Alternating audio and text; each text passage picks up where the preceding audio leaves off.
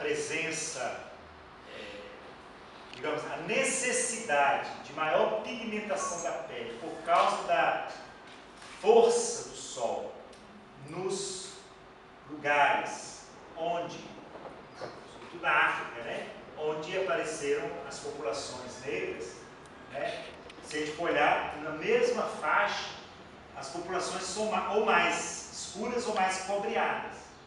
Você pega, por exemplo, toda a população que vivia aqui nas Américas, elas são mais cobreadas, uma cor mais morena. Você pega a Índia, por exemplo, a Índia, eles não têm o mesmo tipo de fenótipo, mas a cor da pele é bem escura, né? Porque torna o indivíduo mais capacitado para enfrentar o sol. Enquanto que, além de pegar mais sol você pega, mais a sua pele fica escura. E, por sua vez, mais você fica protegido dos raios solares. São duas coisas ao mesmo tempo. Por outro lado, você vai mais para o norte, menos sol as pessoas pegam, portanto, elas ficam menos escuras e menos sol tem nessa região, menos necessidade elas têm de proteção. Então, populações mais claras. Agora, como eu dizia, existem várias teorias sobre a diferença de raças. Alguns acham que o grupo que está na origem, que nós chamamos Homo sapiens sapiens, foi um único grupo, que seria o que eles chamam a teoria do monogenismo. Monogenismo, um único ser que, na época que surgiu essa teoria, lá nos anos 40 e 50, né, os teólogos e a Igreja Católica se pronunciou a favor do monogenismo. Por quê? Porque isso dá como origem do ser humano um único Adão. Então, Adão seria uma única espécie dessa raça nova que é o ser humano. Os biólogos, os paleontólogos, acreditam que possa ter havido vários grupos que surgiram na mesma época. Isso se chama poligenismo. Ou seja, o processo se deu em vários lugares, na mesma época, ao mesmo tempo. Mas quase todos acham que o processo começou na África. Em várias populações surgiram indivíduos que deram origem a vários grupos de hominídeos, né? Mas, até hoje, os estudiosos, os cientistas, são divididos sobre se foi um único ou se foram vários. O TEA, ele vai adotar mais o princípio do poligenismo. Mas aquele documento, sobre o qual eu falei para vocês ontem, do Papa Pio XII, ele diz o seguinte: naquela época esse debate era muito feroz dentro da teologia e na ciência. Então o Papa vai adotar uma posição conciliadora. Ele vai dizer o seguinte: olha, tudo indica que o ser humano veio de um único Adão, ou seja, de um único núcleo. Mas deixamos em aberto para os cientistas continuarem estudando, né, e ver as possibilidades que possa ter havido mais grupos. Ou seja, ele não fecha o debate, ele abre o debate, porque naquela época era um debate muito grande, né, muito forte, e com posições muito polêmicas, muito apaixonadas. O que vocês acham da gente interromper aqui? Às 12 horas, tomamos às 14 para a gente concluir hoje à tarde. Que é um texto muito bonito, né? Onde uma espécie de poema que ele escreveu mais profundamente a verdade. Bendita sejas, matéria universal, éter sem fronteiras, triplo abismo das estrelas, dos átomos e das gerações. Tu que, dissolvendo e transbordando as nossas estreitas medidas, nos revelas as dimensões divinas. Bendita sejas, matéria imortal, tu que, desagregando-te um dia em nós, forçosamente nos induzirás a chegar ao íntimo daquilo que é. Sem ti, matéria, sem as tuas lutas, sem os teus dilaceramentos, viveríamos inertes, estagnados, pueris, ignorantes de nós mesmos e de Deus. Tu que feres e curas, tu que resistes e que cedes, que aprisionas e libertas, que desmoronas e constróis, seiva de nossas almas, Mãe de Deus, carne do Cristo, eu te bendigo e saúdo, não como te descrevem, diminuída ou desfigurada, os pontífices da ciência, os pregadores da virtude, não como um amontoado, dizem eles, de forças brutais ou de apetites baixos, mas como me apareces hoje, na inteireza da tua verdade. Tu que reinas nas serenas alturas, onde os santos imaginam evitar-te, como carne tão diáfana e fluida, que não te distingamos mais do Espírito. Leva-me para o alto, matéria, pelo esforço, a separação e a morte. Leva-me para onde for possível, enfim, abraçar castamente o universo. Interessante, né? Gostaram?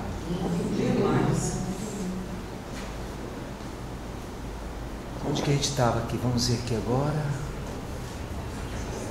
Número 3, né? Não, terceira parte.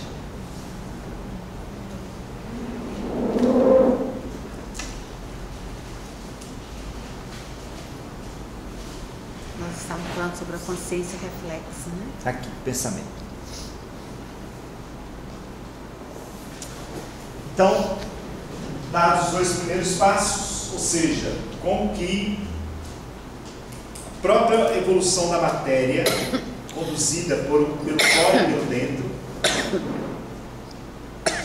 leva, no momento dado, ao salto qualitativo, que é o salto para a vida. A vida era a mesma, movida por um dentro e por um fora, usando a linguagem de Teilhard, né? Ela vai cada vez mais se centrando, e essa consciência da vida vai dar o salto da consciência reflexa. E quando ela dá esse salto, então aparece o humano. Terceiro momento do processo evolutivo, que ele chama de noosfera. Então, o aparecimento do ser humano é um paradoxo. Por um lado, porque o salto morfológico, primata, antropóide ao homem,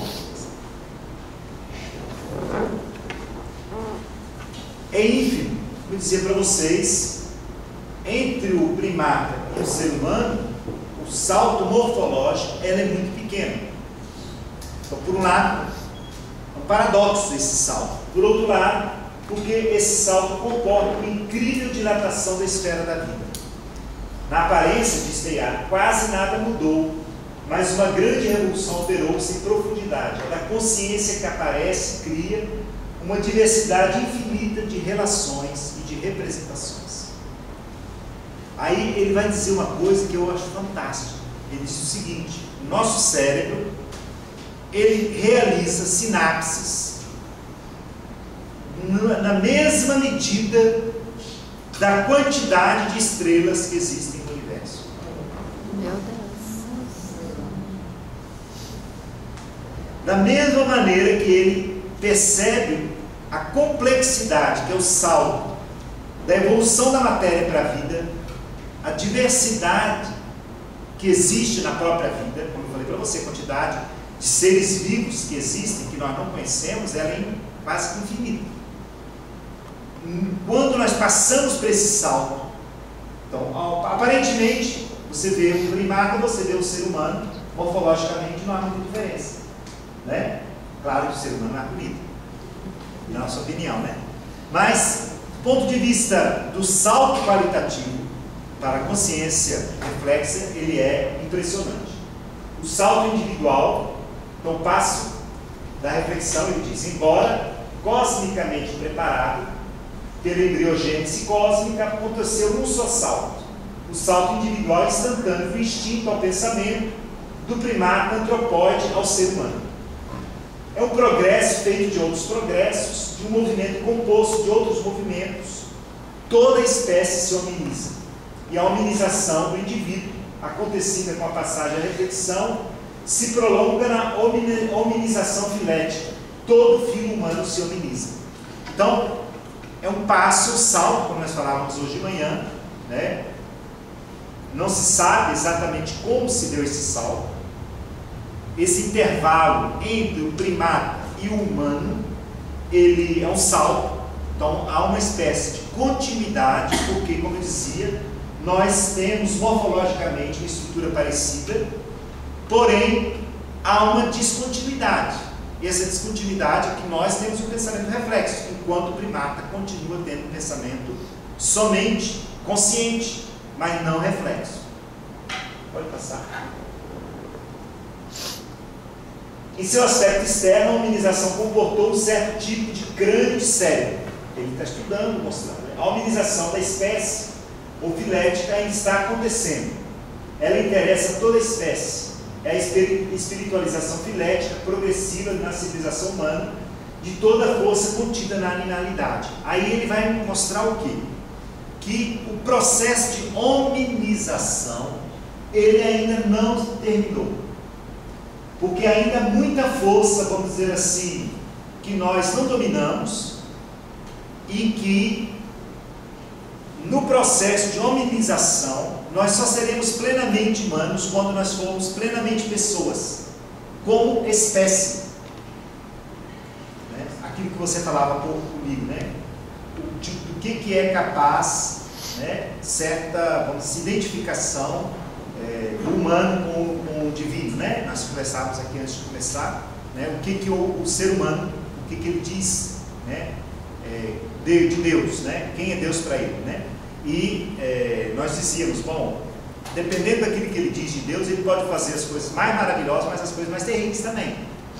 Quando ele absolutiza, às vezes, com uma ideia de Deus, de um Deus perverso, por exemplo, né? Então, a gente pode dizer o mesmo do ser humano. O que ele compreende do que é humano? Ele pode fazer coisas maravilhosas, mas ele pode fazer as coisas mais terríveis.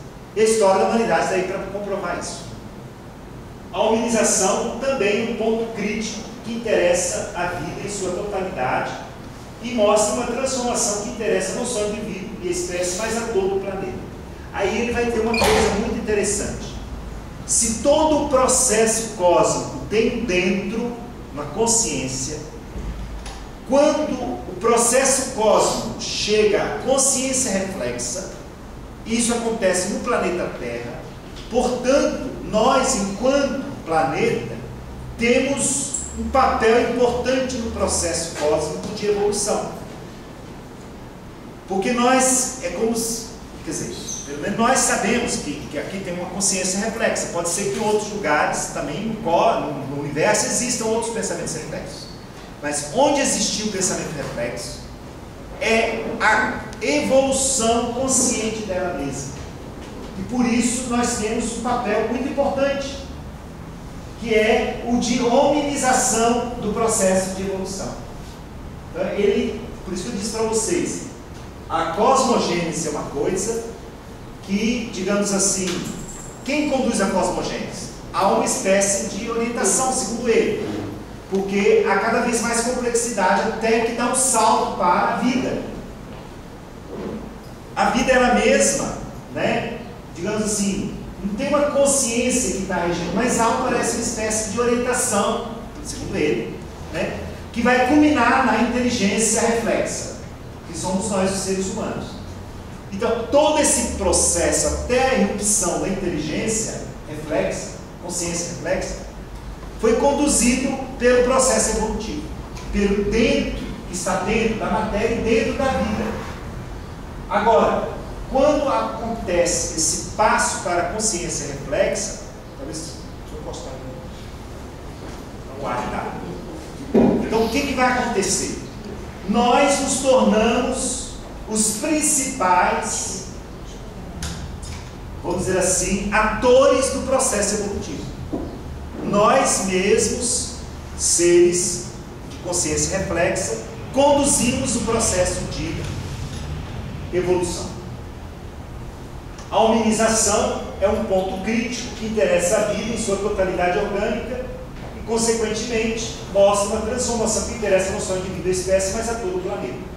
É verdadeiramente um extrato novo, um extrato pensante, que depois de ter germinado no fim do terciário e após ter evoluído da planta ao animal, forma na biosfera uma noosfera.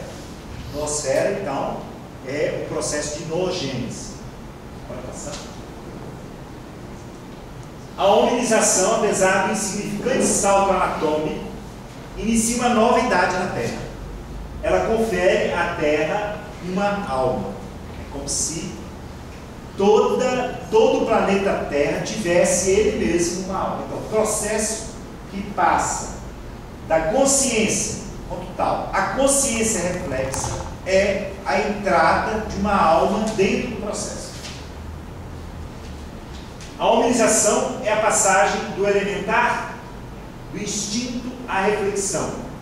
A passagem filética que interessa a todo o grupo zoológico humano. É a passagem ao planetário, que interessa a vida do nosso planeta em sua totalidade. Então, segundo Teilhard, quando surge o ser humano, pouco a pouco o processo reflexivo vai conduzindo a humanidade a um sentido comum, que ele vai chamar de socialização, né? E essa socialização, o ser humano só vai ser plenamente humano quando ele tiver vivido todo o processo de socialização, que leva a uma planetização, que é um pouco isso que nós estamos vivendo hoje com a internet, mas nós vamos ver também como ele compreende isso. O ser humano, ele diz o seguinte: entrou no mundo sem barulho. Bonito, né? O pensamento reflexo irrompeu do processo evolutivo sem barulho. A ciência não consegue reconstituir a passagem da animalidade à reflexão.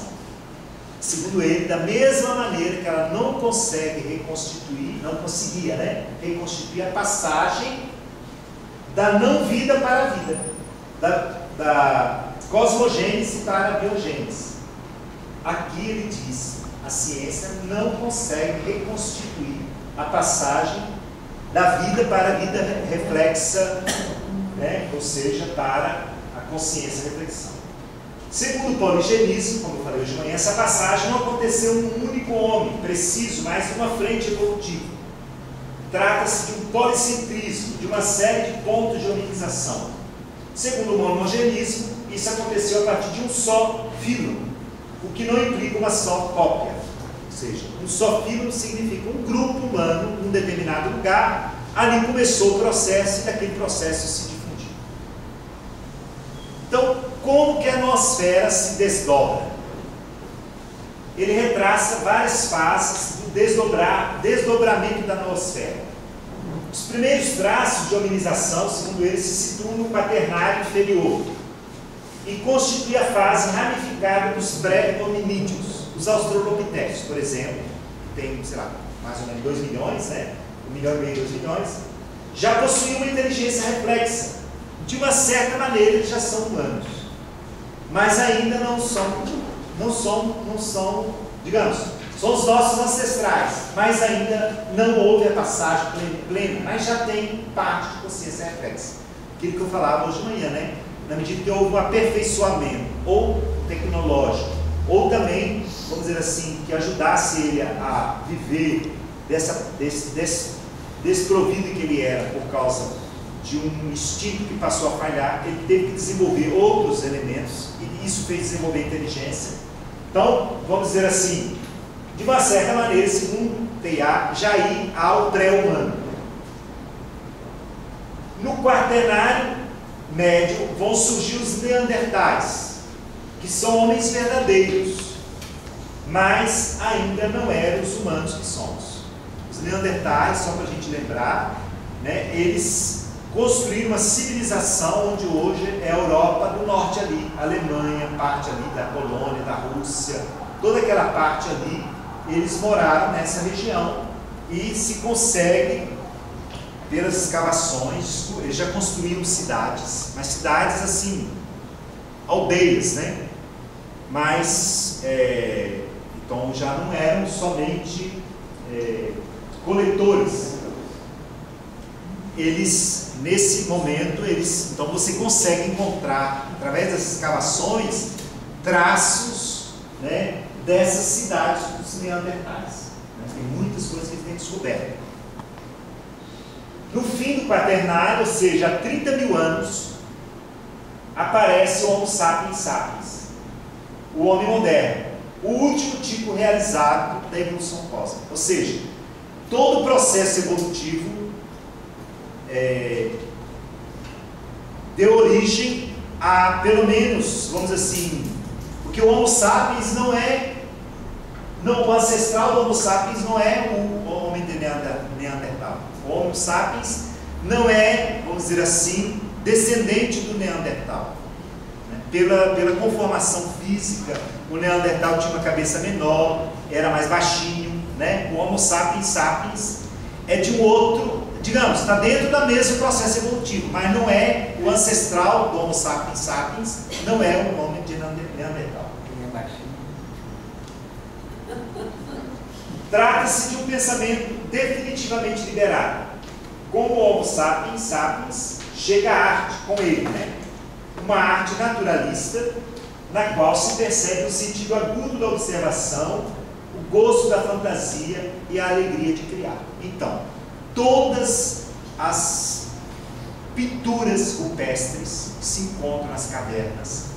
Aqui no Brasil nós temos um lugar muito importante, onde nós temos, provavelmente, do ponto de vista de quantidade, os maiores traços do Homo sapiens sapiens desse daí, que é lá no sul do Piauí, um lugar chamado São Raimundo Nonato, né?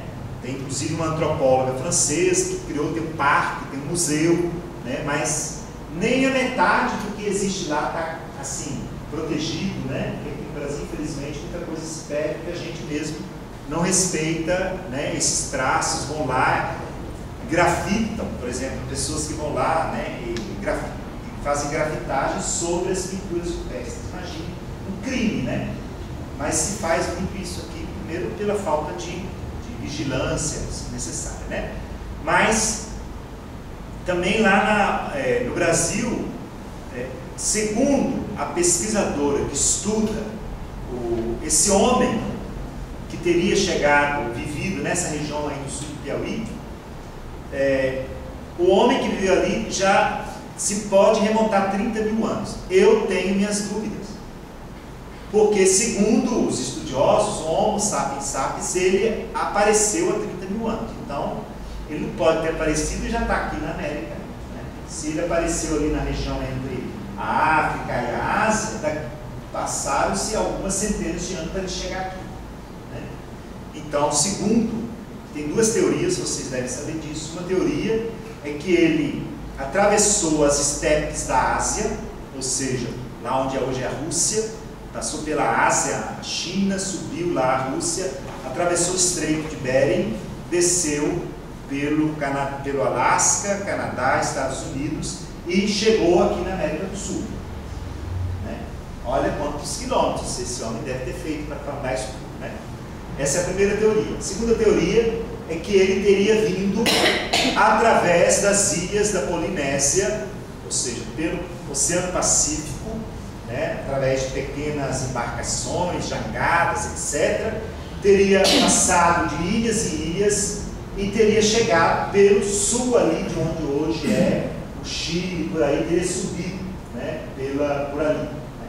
É outra teoria, são duas teorias diferentes, né, para explicar a chegada desse Homo sapiens sapiens aqui na América. Então, eu tenho minhas dúvidas, 30 anos, talvez um pouco mais, parece que os rastros lá das pinturas, mas elas não têm ainda a confirmação de, digamos assim, de ossos, né, ossaturas encontradas, né, que comprovem que tenha 30 mil anos. Tem, digamos assim, algumas coisas relacionadas com fogueiras que eles faziam, né? Então isso também é muito importante os restos, né, de fogueiras que faziam para se aquecer à noite ou para se alimentar. Então, alguns, né, eles fazem aquela comprovação com carbono 14, né, e eles então dizem, né, essa pesquisadora, ela diz que tem 30 mil anos. Agora, lá em Minas Gerais, tem chamado Homem de Lagoa Santa, né, que é uma região ali perto do aeroporto de Confins, né, de Lagoa Santa, que tem muitas grutas, que é uma região calcária, e nessas grutas encontraram muitas pinturas rupestres, muitas. Então, se alguém um dia for a Belo Horizonte e descer no aeroporto de Confins, tira um tempinho para olhar, tem uma exposição lá embaixo de pinturas rupestres, muito interessantes, de animais da época, né? Pintados ali com aquelas pinturas rupestres. Então, segundo o Teilhard, esse Homo sapiens sapiens, ele era muito imaginativo e tinha um senso agudo da observação, porque ele não só pinta os animais que existiam na época, mas pinta também algo da vida que era vivida coletivamente. E claro, tem pinturas famosíssimas, né? Altamira, por exemplo, na Espanha, né? São as grutas mais famosas, aquelas pinturas que são conhecidas, né, de todos nós, porque são aí divulgadas. Nesse período, o cérebro, com relação ao nosso, já estava completo, ou seja, o cérebro do Homo sapiens sapiens já era do tamanho do nosso cérebro. Então não houve mais evolução do cérebro. Desde então, não houve nenhuma variação mensurável, mas a evolução não parou. Para perceber isso, temos que sair da observação externa e aventurarmos na observação interna. Lembra que ele está trabalhando o tempo todo, o externo e o interno. Então, na observação interna, ele vai dizer, período neolítico é o período em que o homem deixa de ser coletor e passa a ser agricultor e a criar animais. Tá? E começa, então, a formar pequenos povoados, que alguns deles são grandes povoados. Então, nesse período neolítico, então, o homem deixa de ser só transhumante, porque antes o homem vivia transhumando, ou seja, onde tinha comida, ele ia atrás, como os pássaros na época que muda as estações do ano. Então, tinha banana agora, sei lá, manga, né? Aqui na Minas Gerais, aqui em Goiás. Então tá bom, vamos comer manga aqui, acabou a manga, não tem mais nada para comer, então nós vamos, sei lá, para Mato Grosso, vamos para Paraná, etc. Viviam em grupos, pequenos grupos, né? E transhumando, também viviam da caça, né, de animais. Então, o Neolítico, então, é essa passagem, nós passamos o Neolítico, e essa época, segundo ele, é muito desdenhada pelos historiadores, porque ainda é a pré-história, é o que nós chamamos de pré-história. E, segundo os historiadores, ela é muito arcaica, porque não pode ser datada com exatidão, não tem documentos, né, do Neolítico. Os historiadores valorizam muito quando tem a escrita, quando surgiu a escrita. E a escrita surgiu, sei lá, 5 mil anos, com os cuneiformes, lá na Babilônia, né, e no Egito. Né? Então, trata-se de uma idade, segundo Teilhard, muito importante do nosso passado, pois nela nasceu a civilização a partir do processo decisivo de socialização. Para Teilhard, esse passo, digamos assim, da transhumância para a formação de pequenas povoações, onde os animais, boi, por exemplo, cachorro, né, todos esses animais que nós chamamos de animais domésticos, eles foram domesticados, cavalo, né, todos esses animais que foram domesticados pelo homem.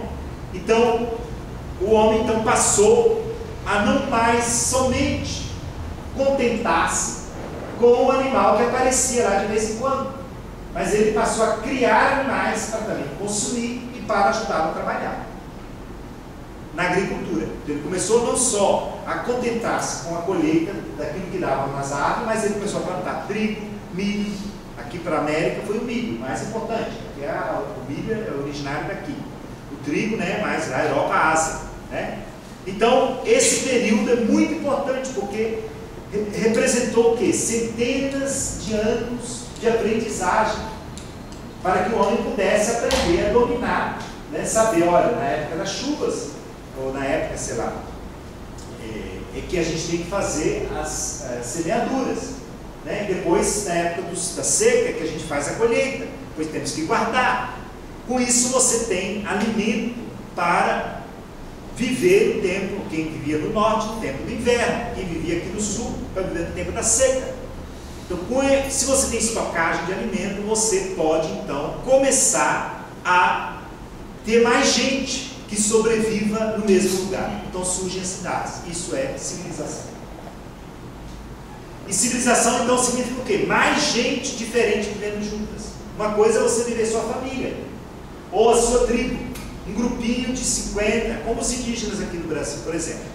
Os nossos indígenas, não esses que são acompanhados pela FUNAG, mas aqueles indígenas que foram descobertos há 10 anos atrás, lá na Amazônia, que agora estão tentando os primeiros contatos com eles, aqueles indígenas ainda estão no Neolítico. Fantástico, né? Ou seja, a humanidade foi dando saltos gigantescos, mas tem no planeta Terra ainda seres humanos que vivem no período ainda assim, entre Paleolítico e Neolítico, porque eles provavelmente nem têm um tipo de muita coisa.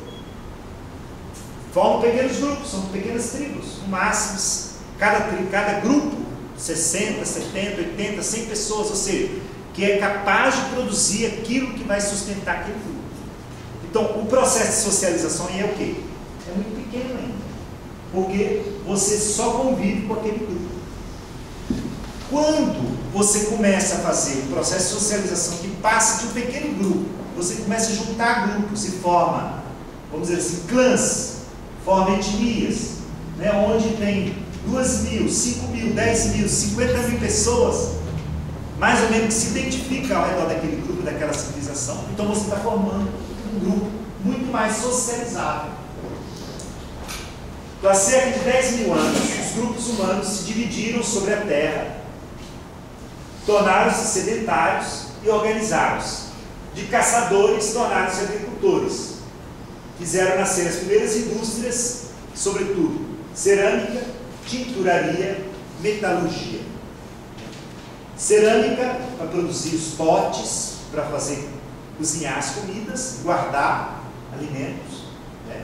Mas também para, aqui no Brasil, a cerâmica, sobretudo, tem uma cerâmica muito importante aqui no Brasil, feita pelos nossos ancestrais indígenas, no norte do Brasil, na Amazônia, os marajoaras. A cerâmica marajoara, que era um lugar também usado para enterrar os mortos. Os restos mortais eram colocados dentro de grandes, né, vasos funerários.